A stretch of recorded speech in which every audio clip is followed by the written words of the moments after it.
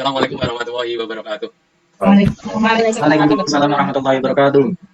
Baiklah, anak-anak sekalian, pada pertemuan kali ini, sebelum kita memulai pelajaran, kita akan berdoa terlebih dahulu. Silakan untuk ketua kelasnya dipimpin Mas Anwar Sodikin, monggo. Ya, terima kasih Pak. Mari teman-teman kita berdoa dulu sebelum memulai pelajaran pada sore hari ini. Sama-sama Bismillahirrahmanirrahim. Raditu billahi rabban bil Islam wa bi Muhammadin nabiyyan wa rasulan bi zidni ilma wa zidni amin ya rabbal alamin. Baiklah, terima kasih ketua kelasnya atas bimbingan doanya. Semoga dengan doa yang kita lantunkan tadi, pembelajaran kita pada pagi hari ini dapat berjalan dengan lancar dan semuanya paham tentang materi yang akan Bapak sampaikan. Sebelum masuk pelajaran, apakah ada ini yang tidak berangkat anak-anak? Tidak ada, Pak. Berangkat Semua Pak. semua baik. Untuk sebelum kita masuk ke bab yang baru, Bapak ingin menanyakan dulu tentang materi yang telah kita pelajari minggu lalu. Coba yuk, apakah ada yang masih ingat minggu lalu materinya apa? Bab pertama. Oh ya, materinya adalah melestarikan alam dan mencintai lingkungan. Ya. Baiklah, anak-anak, kita akan melanjutkan untuk bab yang selanjutnya, yaitu kita akan membahas tentang bab kedua, yaitu meyakini kitab-kitab Allah atau beriman kepada kitab Allah, menjadi generasi pecinta Al-Quran yang toleransi. Ya. Nah, baiklah, untuk selanjutnya kita akan membahas tentang iman kepada kitab Allah. Sebelum membahas, saya akan menyampaikan dulu tujuan pembelajaran pada materi ini. Yang pertama, peserta didik dapat menjelaskan pengertian iman kepada Allah Subhanahu wa taala. Yang kedua, peserta didik dapat menjelaskan nama-nama kitab Allah dan rasul penerimanya. Dan yang ketiga adalah peserta didik dapat menjelaskan hikmah iman kepada kitab-kitab Allah. Pengertian iman kepada kitab-kitab Allah. Iman kepada kitab Allah Subhanahu wa taala artinya meyakini, membenarkan terhadap kitab yang diturunkan oleh Allah Subhanahu wa taala kepada para nabi dan rasulnya. Jadi tidak hanya satu ya, karena para nabi. Jadi iman kepada kitab Allah itu meliputi beriman pada keseluruhan kitab yang diturunkan oleh Allah Subhanahu wa taala. Jadi ada 4 yang diturunkan oleh Allah Subhanahu wa taala. Yang pertama yaitu kitab Taurat, kitab Zabur, kitab Injil, dan kitab Al-Qur'an. Ya, itu adalah kitab-kitab yang diturunkan oleh Allah. Selain kitab, Allah juga menurunkan suhuf. Ya, ada pun suhuf diturunkan kepada nabi yang bisa kalian lihat di sini. Nabi Adam itu penerima suhuf, Nabi Syed, Nabi Idris, dan Nabi Musa. Itu adalah penerima suhuf. Jadi mesti muncul pertanyaan di benak kalian. Benak anak-anak ini pasti muncul. Apa sih perbedaannya kitab sama suhuf? Ya. Nah, kita akan jelaskan. Kitab itu adalah buku. Jadi sudah berbentuk buku atau banyak ya. Sedangkan suhuf itu hanya lembaran-lembaran saja. Ada yang 10 lembar, ada yang 50 lembar, dan lain sebagainya. Nah, seperti dalam Quran surat Al-A'la, ayat 19 di situ disebutkan suhufi Ibrahim wa Musa, yaitu suhuf yang diturunkan kepada Nabi Ibrahim dan Nabi Musa. Kemudian, beriman kepada kitab Allah itu dibagi menjadi 2. Yang pertama secara global dan yang kedua secara terperinci. Yang secara global ijmali yaitu meyakini bahwa Allah telah menurunkan kitab kepada para rasul tanpa harus mengetahui nama kitabnya apa, rasulnya yang terima siapa saja, terus dan lain sebagainya. Jadi tahu, kita beriman, kita percaya sama kitab aja, tapi tidak tahu secara terperinci itu adalah beriman secara global. Kalian sebelum saya jelaskan, anak-anak pasti kan sudah beriman sama kitabnya kan? Tapi cuma beriman secara ijmali atau secara global aja. Nah, sekarang kita akan bahas kitab yang pertama kali diturunkan oleh Allah Subhanahu wa taala. Kitab yang pertama kali diturunkan oleh Allah Subhanahu wa taala adalah kitab Taurat. Kitab Taurat diwahyukan kepada Nabi Musa alaihissalam, diturunkan di Bukit Sinai dan berbahasa Ibrani. Ya. Diperuntukkan untuk siapa kitab Taurat ini anak-anak? Untuk Bani Israel atau bangsa Yahudi yang lebih dikenal sebagai bangsa Yahudi. Nah, kemudian apa sih isi kitab Taurat? Isinya itu adalah 10 hukum atau the Ten Commandment. Yang pertama yaitu mengakui keesaan Allah, larangan menyembah patung. Kemudian selanjutnya, nah ini ada dalil terkait tentang kitab Taurat, dalil tentang turunnya kitab Taurat. Saya mau salah satu dari kalian membaca dalil tentang kitab Taurat. Silahkan. Mas Nasruddin aja. Nasruddin udah tadi ya? Mas, silahkan dibaca dalil terkait. Bismillahirrahmanirrahim. Atainahu sabila tawaja'na hudan bani Israil ala tattakhidhu min dunihi. Dari ayat tersebut dapat kita simpulkan bahwasanya pada ayat yang pertama bahwa atainahu sabila disebutkan bahwasanya Allah telah memberikan kepada Nabi Musa ini sebuah kitab. Namanya apa, anak? Kitab Taurat. Ya, Taurat. Jadi jangan sampai lupa, Taurat itu nabinya yang terima siapa? Harus tahu persisnya. Jangan sampai keliru. Nah, kemudian kitab yang kedua adalah kitab Zabur. Nah, kitab Zabur diturunkan kepada Nabi Daud. Berbahasa Kipti juga diperuntukkan untuk kaum Bani Israel atau bangsa Yahudi. Nah, kok bangsa Yahudi kitabnya banyak sekali ya? Karena Bani Israel itu seperti yang kita tahu itu ngengkelan ya. Jadi tidak cukup satu kitab saja. Bahkan sampai sekarang pun masih ngengkelan. Jadi itu tidak cukup satu kitab. Nah, kemudian isinya apa? Apakah isinya sama seperti kitab Taurat? Tidak ya. Kitab Zabur ini tidak mengandung hukum-hukum atau syariat yang baru. Karena Nabi Daud alaihissalam ini mengikuti syariat yang diturunkan Allah Subhanahu wa taala. Dalil terkait kitab Zabur dibaca silahkan. Di list komah ini. Waduh. Ini ranking 2 ini dibaca harus bagus bacanya ini. Aduh, saya belum lancar bacanya, Pak. Wah, belum lancar baca tapi bisa ranking 2 ya, wah. Itu berarti. Kalau lancar ranking 1 berarti. Baiklah, saya coba ya, Pak. Oke. أعوذ بالله من الشيطان الرجيم بسم الله الرحمن الرحيم وربك أعلم بمن في السماوات والأرض ولقد فضلنا بعض النبيين على بعض وآتينا داود زبورا صدق الله العظيم.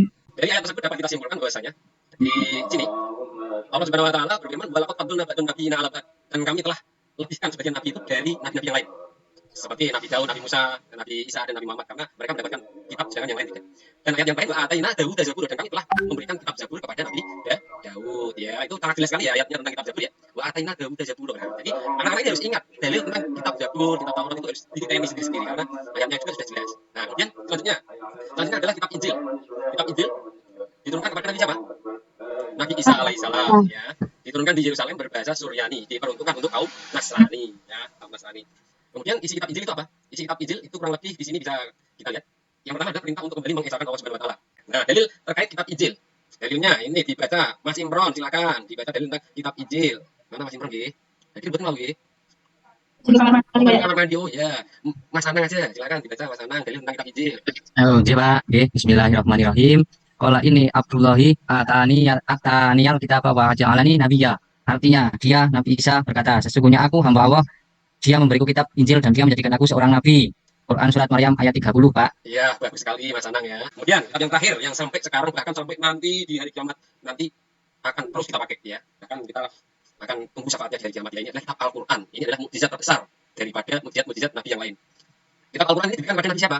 Nabi Muhammad SAW. Kitab Al-Qur'an berbahasa Arab dan diperuntukkan untuk umat Islam sampai akhir zaman. Ya. Sampai akhir zaman. Kok sampai akhir zaman berarti kitabnya itu tidak berubah Pak dari dulu enggak? Karena kitab Al-Quran ini terjaga keasliannya. Nanti ada dalilnya. Nah, Al-Quran ini terdiri dari 30 juz, 114 surat, dan 6 itu 236 ayat. Surat dalam Al-Quran ini terdiri dari dua, surat Makiyah dan surat Madaniyah. Makiyah itu adalah surat yang turun di Makkah atau sebelum Nabi Muhammad hijrah ke Madinah. Dan surat Madaniyah adalah surat yang turun sesudah Nabi Muhammad hijrah ke Madinah. Atau bisa disebut surat yang turunnya di Madinah. Nah ini, kitab Al-Quran memiliki nama lain, diantaranya adalah Al-Furqan, artinya pembeda dari yang hak dan batil, Asyifa, penyembuh, Al-Huda, petunjuk, Al-Kitab. Itu artinya kitab atau sesuatu yang ditulis. Adapun isi pokok dari Al-Quran itu adalah yang pertama itu isinya iman dan ibadah dan muamalah. Ibadah itu ada hubungan kita dengan Allah atau Tuhan Sang Pencipta, dan muamalah itu adalah kabum minan nas, atau hubungan kita dengan sama manusia. Kemudian syariah, akhlak, tarikh atau sejarah, dan dasar ilmu pengetahuan. Nah ini dalil terkait kitab Al-Quran. Sini akan saya baca saya.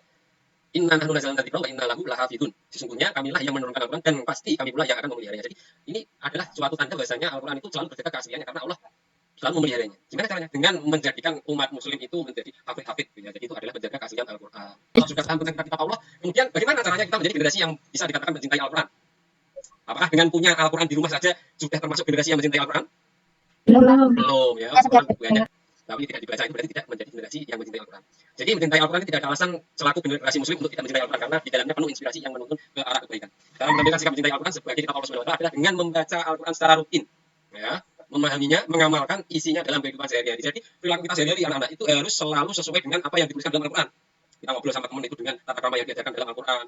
Ketika teman kita marah, kita menasihati mereka seperti yang ada dalam Al-Quran gitu. Kita Allah masuk dina itu contohnya. Itu berarti contoh generasi yang mencintai Al-Quran. Kemudian ciri-cirinya apa? Generasi yang mencintai Al-Quran itu. Ciri-cirinya adalah memiliki kemauan kuat untuk senantiasa membaca dan mengetahui isi kandungan Al-Quran. Jadi orang rasa-rasa mereka mau Al-Quran ya. Biasanya zaman saat ini itu anak-anak itu cenderung malas maca Al-Quran ya, pilih main game ya. Kita lagi wadah-wadah main game terus siapa iki? Wah. Harus boleh main game tapi harus kemauan kuat untuk membaca Al-Quran itu harus ada ya. Jadi kita bisa disebut sebagai generasi cinta Al-Quran. Kemudian yang kedua adalah senantiasa merasa tenang dalam hatinya setelah membaca Al-Quran sebab kan ada hubungan hati, perasaan dan sikap terhadap yang dicintai yakni Al-Quran. Jadi kalau baca Al-Quran itu tenang. Ini dapat kita lihat. Ini adalah hikmah beriman kepada kitab Allah. Yang pertama adalah lewat. Ya, yang pertama hikmahnya adalah mengetahui perhatian dan kasih sayang Allah Subhanahu wa taala terhadap para hambanya dengan menurunkan kitab kepada umat manusia sebagai petunjuk. Ya, itu adalah hikmahnya. Kalau ada Al-Quran kita hidup di dunia ini tidak ada pedomannya. Sekolah nopo nih. Betul sekolah nopo ya. Kalau punya Al-Quran kan kita punya dengan hidup. Setidaknya kita tidak bingung. Cari masalah apa ada dalam Al-Quran, ya. Tata cara wudhu ada dalam Al-Quran, faksilu wujuhakum dan lain sebagainya. Nah, yang kedua hikmahnya adalah mengetahui syariat dan pedoman hidup yang diperintahkan Allah. Perintah haji, perintah sholat, perintah puasa, ya, perintah musim itu semuanya ada dalam Al-Quran. Itu hikmahnya. Manfaatnya. Ya, yang ketiga adalah hidup menjadi lebih terarah. Di sini dari yang tanyakan ada. Tidak ada ya. Kalau tidak ada, Bapak akan buat grup diskusi atau kelompok diskusi untuk memecahkan masalah. Ya, ini nanti ada permasalahan yang kalian pecahkan didiskusikan bersama-sama. Di kelompok satu ada Mas Ubed Nah, kelompok 2 ada Mas Ali, ada Pak Ahmad Sotian, Anwar Sotian ya. Nah, kemudian yang kelompok 2 ada Dwi Nurahmawati, ada Galuh Chandra Puspitasari, ada Imran Salim dan Liskomah. Dan yang kelompok 3 ada Nur Laini, Siti Masmuah, Sri Handayani dan Zuhratun Nafiah. Masing-masing punya tugas untuk berdiskusi sesuai temanya masing-masing. Yang pertama adalah berdiskusi tentang menganalisis pengertian iman kepada kitab-kitab Allah. Yang kedua, kelompok kedua menjelaskan nama-nama kitab Allah dan Rasul penerimanya. Dan yang ketiga menjelaskan hikmah iman kepada kitab Allah. Ya, sudah siap semuanya. Bapak kasih waktu untuk berdiskusi. Nanti setiap kelompok dibuat ketua kelompoknya siapa, menulis apa yang akan dipresentasikan siapa dan yang presentasi siapa ya, siap ya. So, saya kasih waktu 15 menit saja cukup ya. Iya, sepertinya cukup. Silakan, bisa dimulai dari sekarang. Baiklah, sudah selesai 15 menit berlalu, tidak terasa anak-anak. Kelompok 1 silakan mempresentasikan. Perwakilannya siapa ini yang mau presentasi ini? Oh ya, Mas Anwar Sotian silakan dipresentasikan ini hasil presentasinya dengan tema pengertian iman kepada kitab Allah. Silakan. Ya Pak, pengertian iman kepada kitab-kitab Allah Subhanahu wa taala yaitu memiliki arti meyakini dan membenarkan terhadap kitab yang diturunkan oleh Allah Subhanahu wa taala pada para nabi dan rasulnya. Iman kepada kitab Allah Subhanahu wa taala meliputi beriman kepada seluruh kitab Allah Subhanahu wa taala yang diturunkan sebelum Al-Qur'an, yaitu ada kitab Taurat, Zabur, Injil dan suhuf. Presentasi dari kelompok 1, Pak. Ya, baiklah. Bagus sekali itu kelompok 1. Terima kasih, Pak. Kelompok 2 juga sudah presentasi dan bagus dan kelompok 3 juga sudah presentasi dengan bagus. Baiklah, anak-anak sekalian, sampai di sini ada yang ditanyakan apa tidak? Tidak, Bapak. Tidak. Ya, baiklah. Kalau tidak, Bapak cukupkan sekian. Sebelum kita akhiri, silahkan ditutup dengan bacaan doa dulu. Tadi ketuanya siapa tadi? Bapak lupa. Aduh, Pak Zaki, Pak. Oh iya, Pak Zaki. Oh, panggilnya tadi Pak Tajudin tadi ya. Silahkan tutup lagi Pak Tajudin. Ini bagian dulu nih Pak Tajudin. Mas Tajudin, silakan. Baiklah, ya mari teman-teman kita tutup kegiatan pembelajaran pada sore hari ini dengan bacaan kafaratul majlis. Bismillahirrahmanirrahim. Subhanallahumma wa bihamdika asyhadu an la ilaha illa anta astaghfiruka wa atubu ilaik. Baiklah, terima kasih Bapak cukupkan sekian. Bila itu ya. Assalamualaikum warahmatullahi wabarakatuh. Waalaikumsalam warahmatullahi wabarakatuh.